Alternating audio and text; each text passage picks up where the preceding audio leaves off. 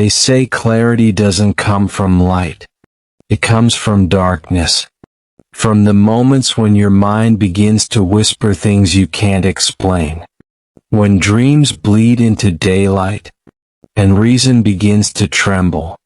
In the winter of 1913, a man named Carl Gustav Jung, a respected Swiss psychiatrist, sat alone in his study in Küsnacht, watching visions pour through his mind like storms.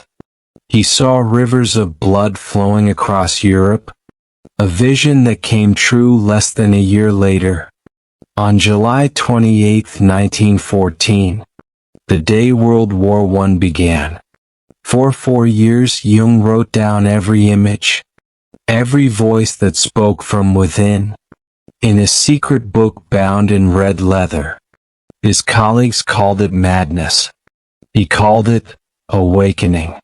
Because sometimes to find the truth, you must first lose your mind. Kendall Chapter 1, Vienna, 1886. The Whisper Beneath the Mind. Part 1, The City of Masks. Vienna, winter of 1886. The city slept beneath a pale curtain of snow, quiet, elegant, and slightly unreal. Gas lamps lined the narrow streets, their golden light trembling in the fog. The smell of burning coal drifted from chimneys, mixing with the faint perfume of roasted chestnuts sold by street vendors who waited for the last carriages to pass. Inside a modest apartment at Bergasse 19, a young doctor sat awake long after midnight. His name was Dr. Sigmund Freud, 30 years old, his dark hair brushed neatly back, his eyes deep and restless, the kind of eyes that never stop thinking. He had returned from Paris, where he had studied under the great neurologist Jean-Martin Charcot at the Salpêtrière Hospital. What he had seen there still haunted him. Women, dozens of them, brought into the clinic trembling, fainting, unable to speak. Charcot had called it hysteria, a disease of the nerves. But Freud had seen something more mysterious, something that no microscope could reveal. It wasn't their bodies that were sick. It was something deeper, something buried. When he walked home through the foggy streets of Paris months earlier, he could still hear the echo of Charcot's voice. It is always the mind, my dear Freud. The mind has its own theater. And so, back in Vienna, Freud began his own quiet experiment. Each morning, he attended patients at the Vienna General Hospital, and each night, he filled notebooks with strange questions. What if every symptom was a language? What if pain spoke not through words but through the body? What if there existed a world inside us, hidden from daylight, where truth whispered only in dreams? As the snow fell outside, Freud leaned closer to his lamp, writing, "The body remembers what the mouth cannot say." He did not yet know it, but that sentence would soon divide the world of medicine forever. Part 2, The Talking Cure. The year turned, and with it came a name that would shape the birth of psychoanalysis. Bertha Pappenheim, known to history as Anna O. It was 1895, and Freud had begun collaborating with his friend Dr. Joseph Breuer, a kind-hearted physician with a gentle voice. Together they treated Anna, a young woman suffering from paralysis, coughs, and hallucinations. For months she could not drink water. Her throat would close as if choking on an invisible hand. No medicine helped. Then one evening, under light hypnosis, she began to speak, first in fragments, then in waves. She spoke of her father's illness, her grief, her loneliness. As she talked, her symptoms melted away. When she awoke, she whispered something that neither doctor ever forgot. "This is a talking cure." Freud wrote that night, his pen shaking slightly. Words can heal. The mind bleeds in silence. He began to abandon hypnosis and instead invited his patients to simply speak, to let their thoughts flow freely without censorship. He called it free association. Each confession, each fragment of memory, revealed what he began to name the unconscious. It was as if the human mind had a basement, dark, filled with forgotten desires and fears, sealed behind polite conversation. In those sessions, Vienna became his laboratory of the soul. By day, the city hummed with waltzes and carriages. By night, in Freud's small office, the air thickened with words, laughter, tears, and the quiet sound of secrets finally breathing. He no longer saw madness as disease. He saw it as a message, a cry from the unseen layers of the self. Part 3: The Birth of a Revolution. By 1896, tragedy struck. Freud's father, Jacob Freud, passed away. The loss pierced him deeply. That winter he began dreaming of his father, standing alive, silent, disapproving.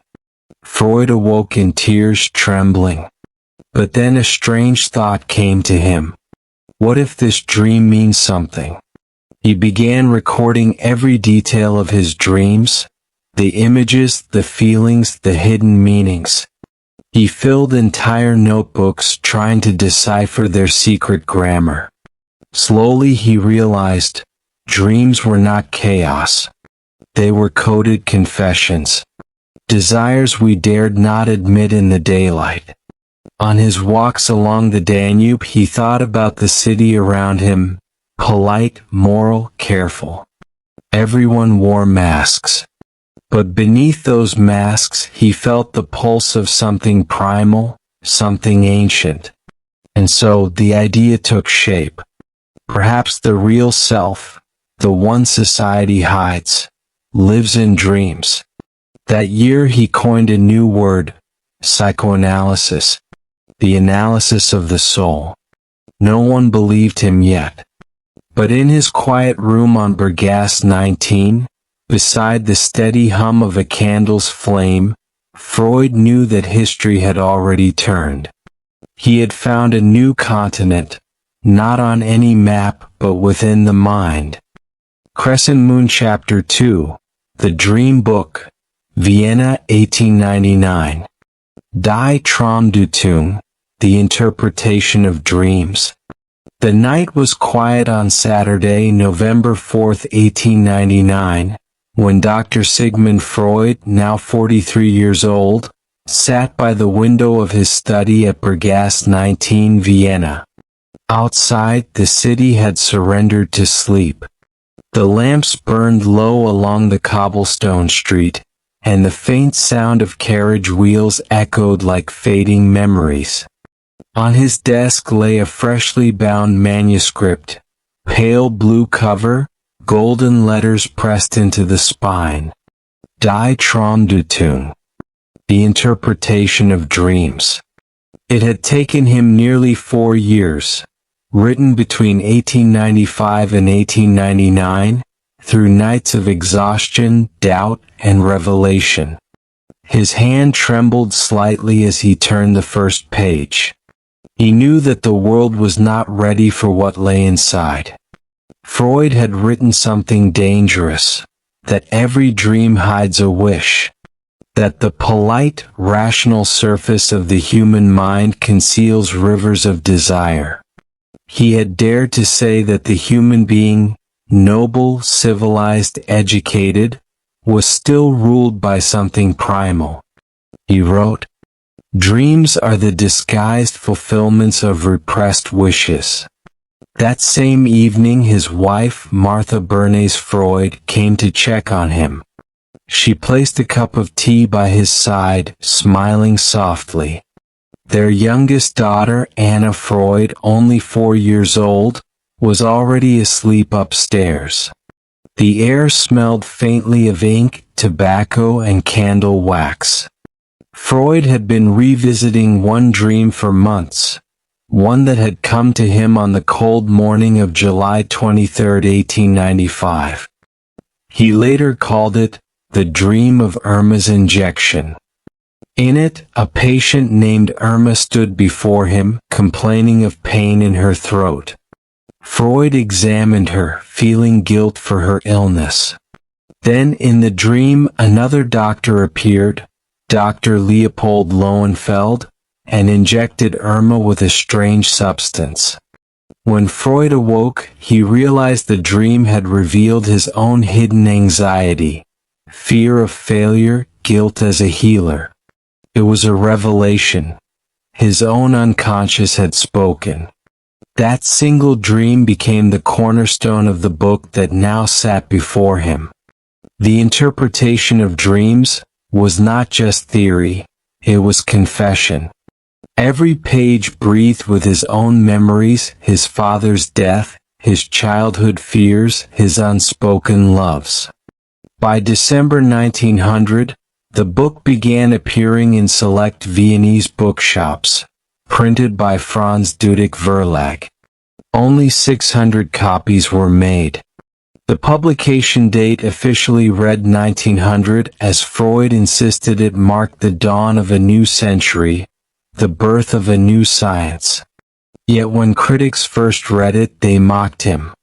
On January 15, 1900, the Neue Freie Presse dismissed it as a fantasy of impossible psychology. Even colleagues like Dr. Alfred Adler and Dr. Wilhelm Steckel hesitated to defend him publicly. But in the small cafes of Vienna, especially Café Lampman near the university, whispers began. Young students and philosophers spoke of the doctor who listens to dreams. Freud became a quiet legend among the curious and the rebellious. Every night, between 10 p.m. and 2 a.m., Freud continued his ritual. He would light a single candle, open his notebook, and write his dreams. Sometimes he recorded those of his patients, women and men who arrived trembling, sleepless, haunted by recurring visions. One patient, on February 9, 1898, described dreaming of a locked door that no key could open. Freud asked her to speak freely without censoring a word. Gradually, she remembered her father's funeral, a closed coffin she had not been allowed to see. The locked door was her grief sealed away. When she finally spoke of it, she began to sleep peacefully again. Freud realized then that dreams were not random, they were letters from the unconscious, written in symbols. He called it Traumarbeit, dream work. Through this work he named 3 new forces of the psyche. Das ist, the ID, our buried instincts and desires. Das Ich, the ego, the mediator between desire and reality. Das Über-Ich, the superego, the voice of conscience and law.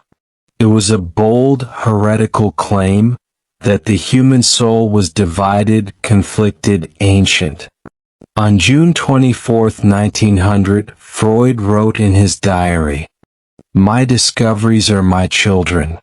The world will not recognize them, not yet. But one day they will inherit everything."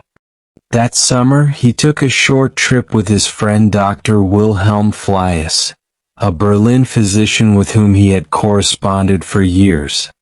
On July 14, 1900, they walked through the Vienna woods. The sunlight filtered through the trees, and Freud spoke of his dream theory. Fliess smiled and said, "You have entered a kingdom no one has mapped before." Freud laughed softly. "Then perhaps I am its first exile." By the end of that year, as snow returned to Vienna, Freud's book had sold only a handful of copies. But in his heart he felt peace.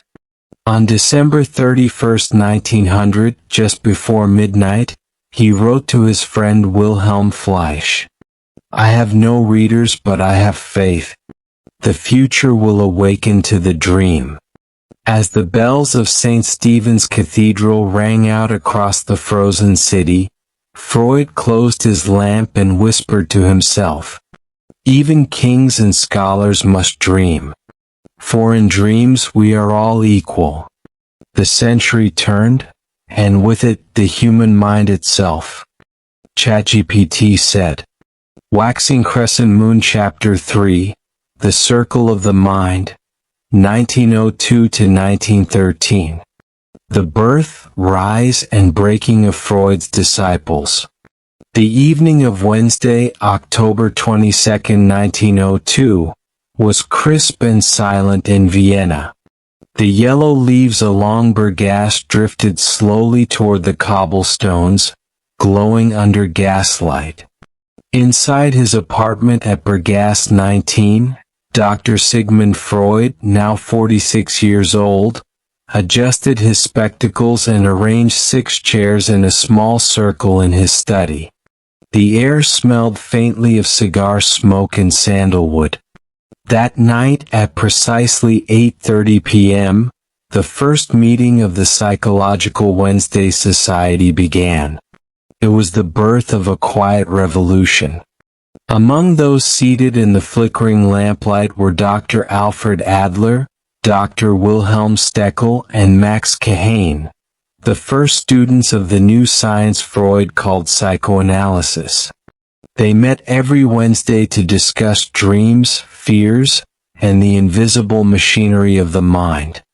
Freud sat with his notes, the latest edition of the Interpretation of Dreams, 1900, beside him. He spoke calmly.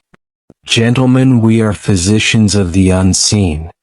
Our task is not to cure madness, but to understand humanity itself." Outside, the carriages of Vienna rattled through the fog, carrying nobles to waltzes and theaters. Inside that modest apartment, however, another kind of dance began. The dance between reason and desire, between light and shadow. Each Wednesday meeting grew. By April 1905, new voices joined, Dr. Otto Rank, Carl Gustav Jung from Zurich, and Sandor Ferenczi from Budapest. The group became a brotherhood bonded by ideas, by intellect, and by rebellion. On March 4, 1905, Freud published Drei Abhandlungen zur Sexualtheorie, 3 essays on the theory of sexuality. The city recoiled. In that daring text, he proposed that human sexuality was not confined to adulthood, that it began in childhood, shaping every emotion, every conflict, every dream. Freud's words shocked even his friends. The Viennese press called him an enemy of decency. On April 18, 1905, the Neue Wiener Journal printed a scathing critique, calling his work immoral speculation disguised as science. Yet the Wednesday circle grew stronger. They gathered at Café Central, where Adler would scribble theories on napkins, and Jung would quietly observe, his pale blue eyes distant, analytical, burning with curiosity. Freud admired Jung deeply. He saw in the younger Swiss psychiatrist a kind of successor. They met for the first time on March 3, 1907, at Jung's home in Zurich. Freud was 51, Jung 32. Their conversation lasted 13 continuous hours, from afternoon into dawn. That day marked the beginning of one of the most intense friendships in the history of psychology. By April 27, 1908, Freud and Jung organized the first International Congress of Psychoanalysis in Salzburg, Austria. The air was cool, the sky heavy with early spring rain. Delegates arrived from Germany, Switzerland, and Hungary. Freud opened the session at 10 a.m., declaring, "We are explorers of the inner world, and every symptom is our map." The Congress ended 2 days later, on April 29, with applause and quiet triumph.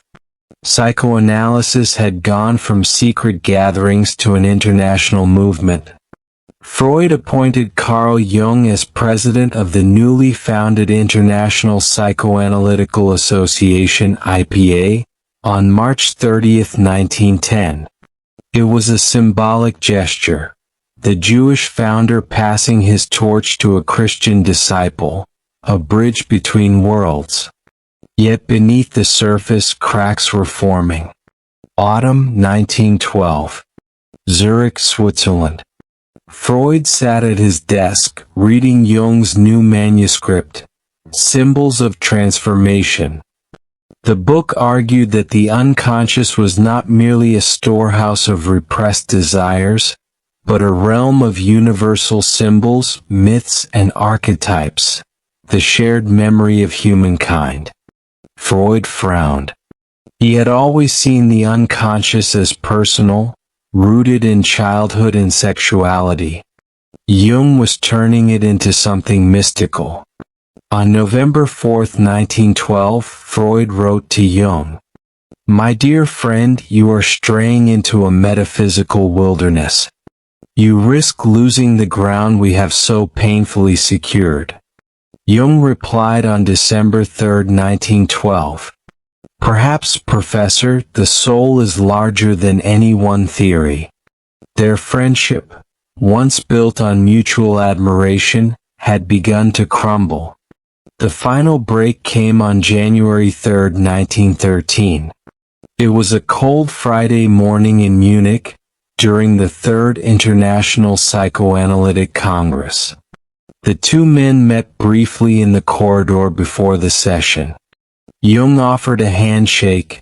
Freud's eyes were tired, guarded. As witnesses later recalled, Freud muttered softly, "The authority of my work does not rest on a single friendship." By noon, Jung resigned as president of the association. Their letters ceased. The circle was broken.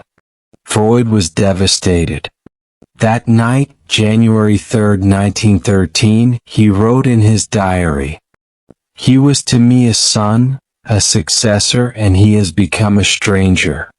I stand now among ruins, but the temple must be rebuilt." Despite the heartbreak, Freud continued his work. In November 1913, he published Totem and Taboo, comparing the roots of civilization to the mind's buried instincts, guilt, fear, worship, and repression. Vienna outside was changing too. The streets were restless. The empire was trembling under the weight of politics and prophecy. No one yet knew that the First World War was only months away. But within his study, Freud still believed in his discovery, that every man carries within him an ancient struggle between love and guilt, freedom and fear. The Wednesday Circle was gone, but its echoes filled every corner of the 20th century.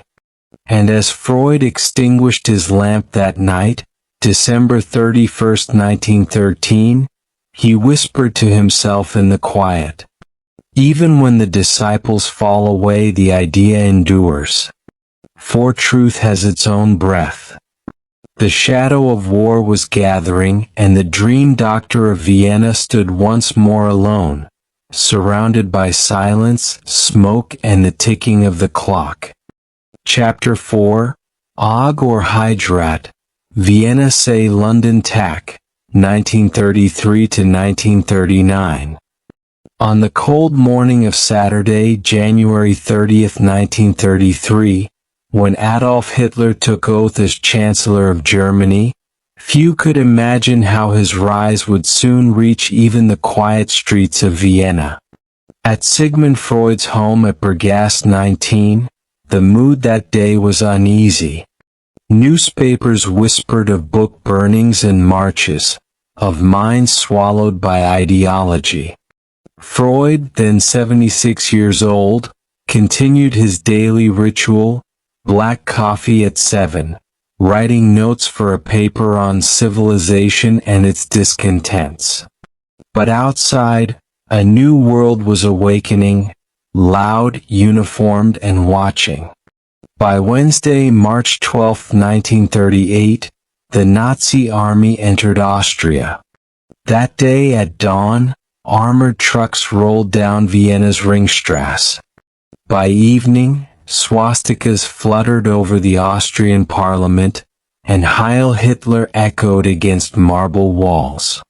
Freud's books, once symbols of intellect, were now Jewish poison. His daughters Anna Freud, Mathilde, and Ernst Freud begged him to leave.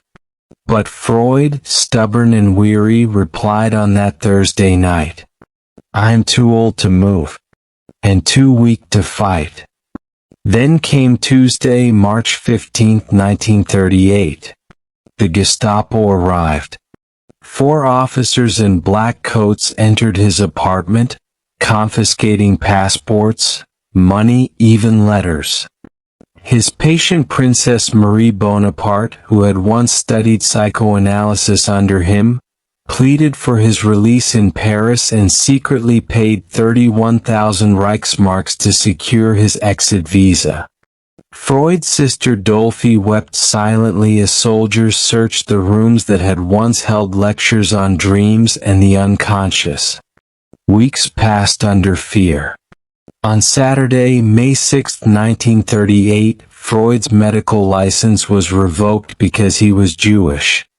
That same evening he wrote to Dr. Ernest Jones in London, "I am not sure if I shall survive this darkness, but I wish to die as a free man." Finally, at dawn on Monday, June 6, 1938, Freud, Anna, and a few close family members boarded the train to Paris, escorted by 2 Nazi agents. From there, with Bonaparte's help, they departed for London on Friday, June 24, 1938. When the train crossed the French border that morning, Freud whispered to Anna, "Now we are free." In London, he rented a small house at 20 Maresfield Gardens, Hampstead, surrounded by fog and the sound of horse hooves on wet cobblestones. There, despite cancer in his jaw, he continued to write, working on Moses and Monotheism, his final book. Each day at exactly 7 a.m., Anna prepared his coffee. By noon he wrote in silence, wrapped in a blanket, the London rain tapping against the glass. Then came Saturday, September 23, 1939. War had just begun. Germany had invaded Poland 22 days earlier, on Friday, September 1, 1939. That evening, as the autumn air cooled over Hampstead, Freud asked his physician, Dr. Max Schur, to give him the final morphine injection, saying softly, "When one has lived as long as I have, the desire to sleep forever is not so terrible." He passed away at 3 a.m. on Sunday, September 24, 1939, surrounded by Anna and his books. The man who once entered humanity's dreams had now entered eternal sleep. Outside, London prepared for blackout, the sirens of World War II howling through the night. Chapter 5. The Legacy of a Dream. Freud Kubad Kasafar, 1940 A.J. Tack. The night after Sigmund Freud's death, Sunday, September 24, 1939, London was silent under blackout. The Second World War had already begun 23 days earlier, on Friday, September 1, 1939, when Adolf Hitler's troops invaded Poland. In the darkened city of Hampstead, his daughter Anna Freud sat beside the same study where he once spoke of dreams. The faint scent of his cigars lingered in the air. She wrote in her diary that night, "Father believed that understanding the mind was an act of courage. Now the world must remember his courage too." 2 days later, on Tuesday, September 26, 1939, Freud's funeral was held at Golders Green Crematorium in London. His ashes were placed inside an ancient Greek urn, a gift from Princess Marie Bonaparte, who had saved his life the previous year. Among those present were Dr. Ernest Jones, Salvador Dali, and Virginia Woolf's husband, Leonard Woolf. Dali later wrote in his journal on October 1, 1939, "Freud was a magician of reason.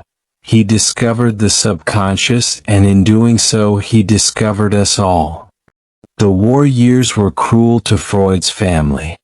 Between 1941 and 1942, his 4 sisters, Rosa, Mitzi, Pauline, and Dolphy Freud, were captured by the Nazis in Vienna and deported. Records show Rosa Freud died at Treblinka extermination camp in September 1942, while Mitzi and Pauline perished in Mali Trostnitz camp the same year. Only Anna survived, living through the Blitz in London, helping war orphans, and teaching psychoanalysis until her death on Friday, October 9, 1982, at age 86.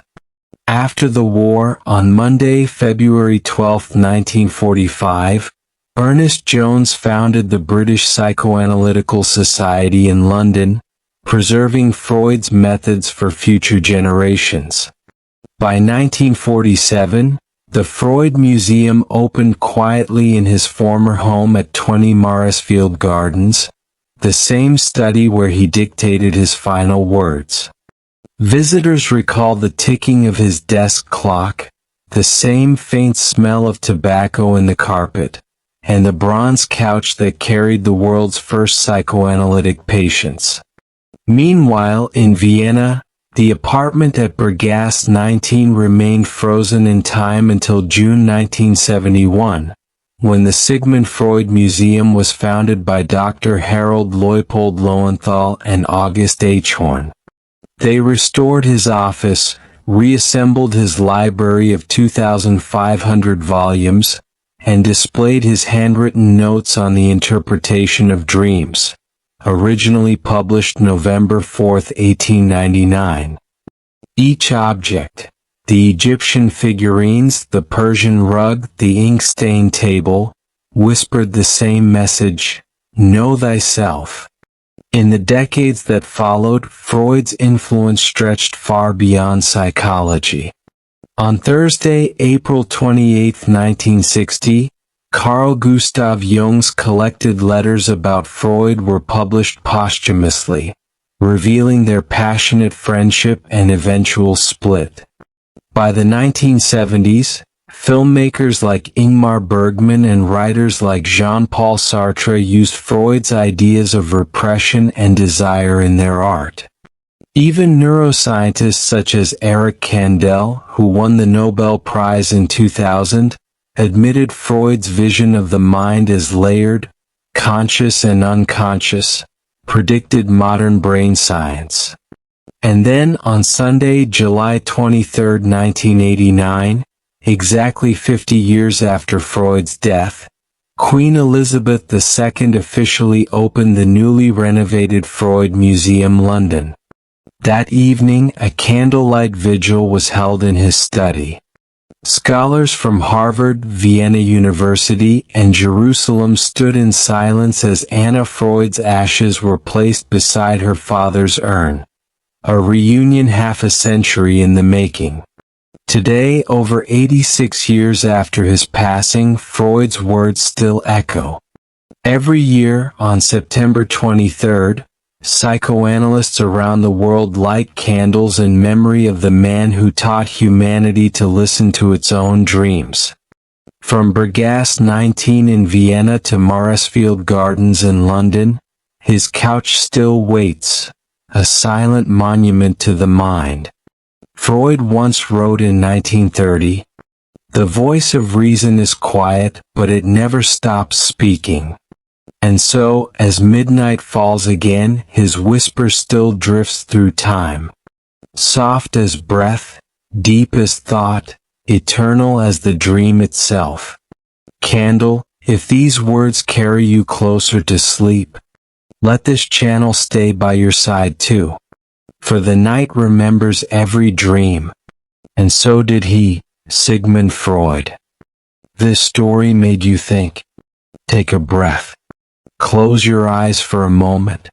And ask yourself, what would you have done in his place? Would you fight for the truth, knowing it could cost you everything? Or stay silent, watching the world drift deeper into its own sleep? Tell us what you believe.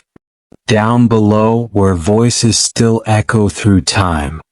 And if stories like this find a home in your heart, stay close.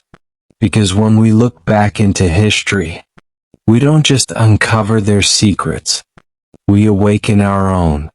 Candle, the night hides many truths, until someone dares to remember.